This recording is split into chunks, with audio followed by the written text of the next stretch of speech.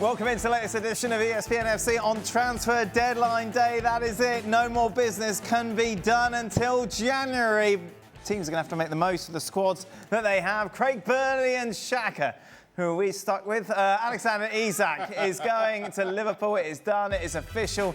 Great statement from Newcastle. Talk about a bitter ex. Newcastle United can announce the sale of striker Alexander Isak to Liverpool for a significant British record transfer fee. The Sweden international joined the Magpies from Real Sociedad in 2022, made 109 appearances in all competitions. Julien Laurens joins us. We'll be hearing from Jules in a moment. It's done, Craig. We've talked about it a lot from the moment that he didn't play in the first pre-season game, remember, where Eddie Howe said he was protecting him. And now it's Celtic. All... Yeah. Do you remember that? Sent him home. It was best for the dressing room. Yes. Well, I think what we've seen in this transfer window, not that it's any news to us, is that if you throw the toys out the pram, if you kick and scream, if you disobey club rules and regulations and contracts, you're getting what you want, pretty much. Johan Visa, Gyökeres did it at Sporting to an extent, and the owner at Sporting got irate with both him and Arsenal. Alexander Isak has done it, and he's got what he wants. So there's a bit of player power in there. Yes, money talks. Of course it does, and Liverpool have paid a huge amount of money for him. But there's been a lot of sort of players stomping their feet to get what they want in this transfer window. And it's not a good look for the game. I have to say that most of them have got what they wanted. Marc Guehi being the opposite. It seems he did not get his move. We'll talk about that. But he sort of went about his in a sort of quiet, unassuming, classy way, it seems. But the others have, whether you like it or not, have stomped and shouted and banged their fist and refused to train and refused to turn up because they wanted to get this deal done, Alexander Isak being the main one, and he's got what he wanted. So, I think this whole transfer could have been handled better by all sides and handled quicker, but it's been a real mess. But I do feel, in a sense, for Newcastle, in some way, they've got a big boatload of cash here, but, they've tried to do things properly in this transfer. Alexander Isak has not, but he's got what he wanted, he's got his move. And Liverpool have got a very good player, let's be honest about it. As I mentioned, we talked about Isak a lot, and we'll talk about what that means for Liverpool going forward in a moment. But Craig brought it up, and I want to get to it because I think it's one of the most interesting things that happened today, Jules. The fact that Marc Guehi is still at Crystal Palace. Yeah, that's right. That's the big disappointment, I think, for Marc Guehi himself, and then for Liverpool Football Club, who thought this was done. He passed his medical, all personal terms had been agreed. The agreement between the two clubs was on as well, and Crystal Palace just said we need a replacement. They signed a very talented young French centre-back from Toulouse, JD Convo, but they wanted a more experienced, more ready, I guess, Premier League centre-back, and they wanted Igor from Brighton. They just found an agreement with him and with the club.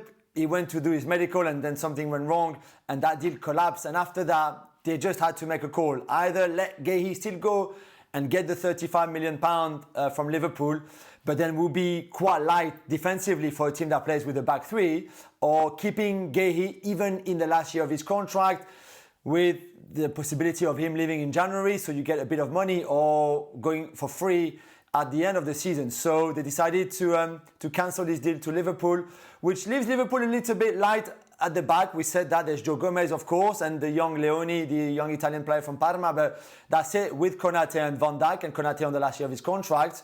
And for Crystal Palace, they wanted some money because they didn't want Guehi to run down his contract. So in the end, it's pretty loose situation for both Crystal Palace, Guehi, and Liverpool in the end. Why, I don't understand here. Why have Liverpool left this so late? Wait, no.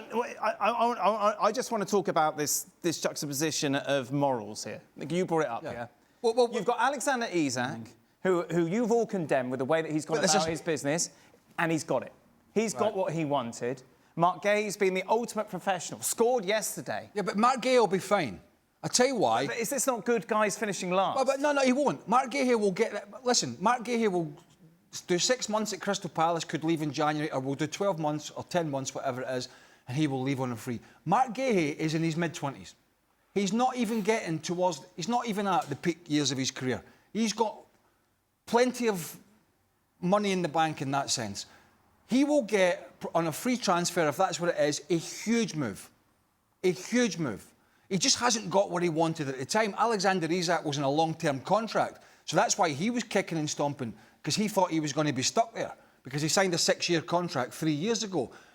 Marc Guehi is slightly different, as I mentioned, because he will leave, there'll be an unbelievable amount of takers for him next summer on a free transfer. But I don't understand is if Liverpool really wanted him, they had to give Crystal Palace time. Why are we on the final day of the deadline trying to make a move that everybody's been talking about for 6 weeks? If they wanted this Guehi deal, it wasn't super expensive because of his contract situation, they should have sat down with Crystal Palace and bashed this out 4 weeks ago, before the Community Shield or anything like that, and said, look, this is done, here's the money, you have a month to go and get your replacement. They did not, and that's why they did not get Marc Guehi. But I don't really feel too bad for him, because, as I say, I think at the end of the day, barring injury, some big club somewhere will come along and take him in a bargain-free transfer next summer. So just because he's got a year left on his contract, he's going to move. Yes, he's going to move. Isak had to act the way that he did because he's got 3 years left, and Newcastle could hold him ransom. He didn't have to. That's why he chose to. It's not slightly concerning that Alexander Isak has set a precedent now? Yes. For what players should do to get a move? The short answer to that is absolutely yes, and that's a concern. And kind of given where the money is in the game today, can you afford just to carry a player, let's use Alexander Isak as the example, just to make a point, albeit a very expensive point.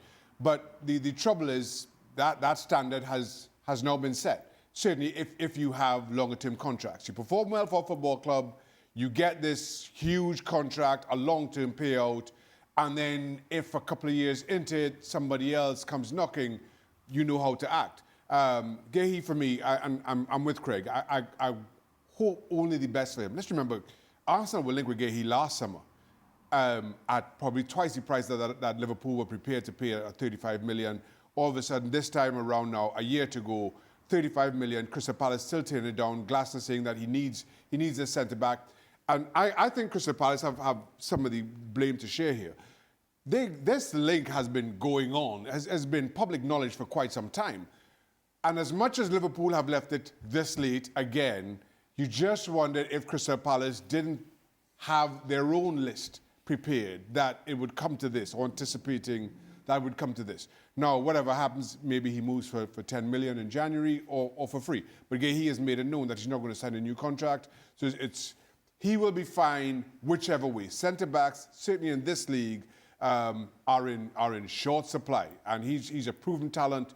He'll get what he's due eventually. I think Oliver Glasner was okay to... And by the way, Marc Guehi next summer, if everything goes well this year, will have a clamber of clubs. Absolutely. He'll get a bumper payday. Crystal Palace probably won't get much unless they sell him in January.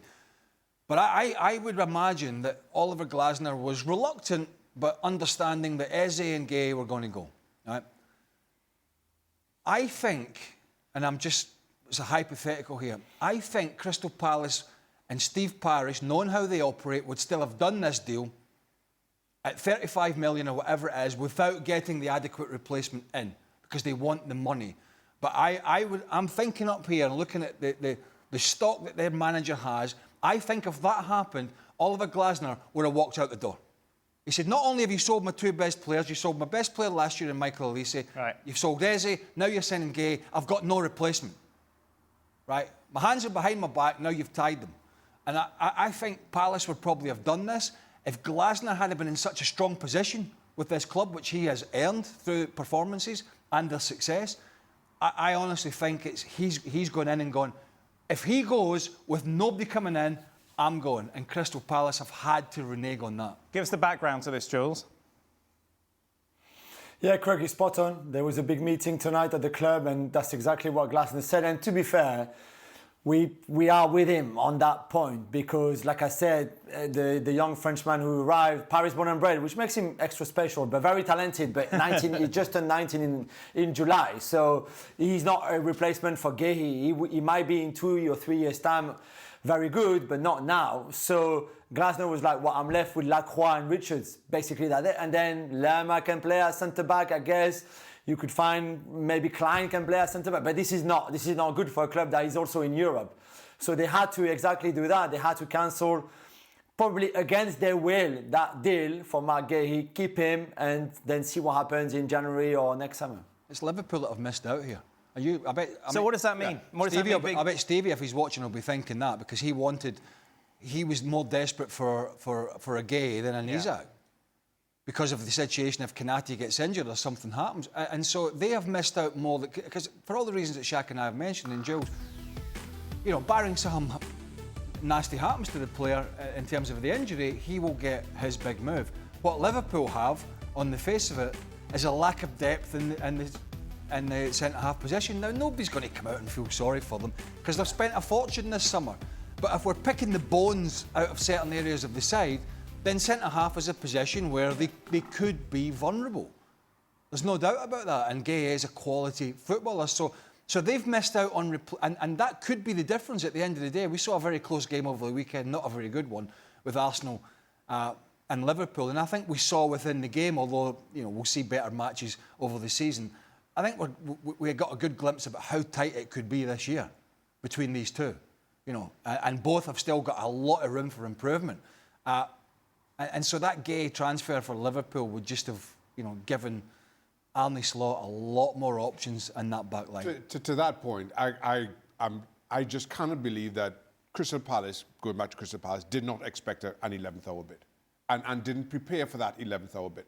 No, they're well within their rights to turn that down. If they decide he can see his contract out and walk away for free, they are well within their rights.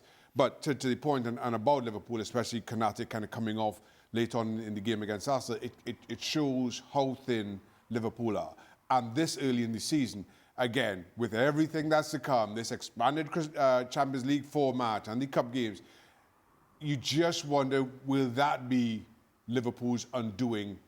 Well, I want to say yet again, but certainly in the Champions League, faltered a lot sooner than they would have hoped or thought. So if you've got 4 or 5 centre-halves, you can make an 11th hour bid and you can send another one out on loan or do something like that. But when you are a little thin, that is the position where you are a little thin. You've got 2 full-backs on that side, you've got 2 full-backs on that side, you've got a bunch of midfielders, you've now got a couple of strikers who can play in different positions, you've got wide players galore, so you're covered. Where you're not covered properly is a centre-half position. Yeah. Kwanzaa's gone, it's Konate, it's Van Dijk, it's Joe Gomez, right? Why then, this is my point, why then do you leave it? Yeah. Unless there's a valid reason that I don't know about, why do you take the chance and the risk to leave it to the 11th hour when it's a position that's vitally important? That's what I don't understand from a Liverpool perspective. And what would Liverpool's response be to that, Jules? That they signed Leone, who they really believed in. But again, he's 18 years old. He played 14 games for Parma last season in Serie A. So that makes your 4th centre-back, really, with Gomez, Konate and Van Dijk. And at least, if you count Leone, they covered. You've got backups for the 2 centre-backs positions. And that's why, but Leone cost almost as much, a little bit less than what Guehi would have cost. So I don't know. I think it's fair point to raise. Did they play this on purpose so late to try to get a bit cheaper, maybe? But then you were playing with fire, really, because as we saw, if it collapsed, had they started this move yesterday instead of last night, for example, like earlier yesterday morning instead of last night, last time when we were finishing the show with Craig, one of the last questions was on this Liverpool dealings, and I said Newcastle have opened the door now for Isak. This gone through, and the Palace and Liverpool are talking about Guehi now. Maybe 12 hours more, and they would have done that, and Igor would be a Crystal Palace player or another centre back, and we would not be talking about this deal that fell through.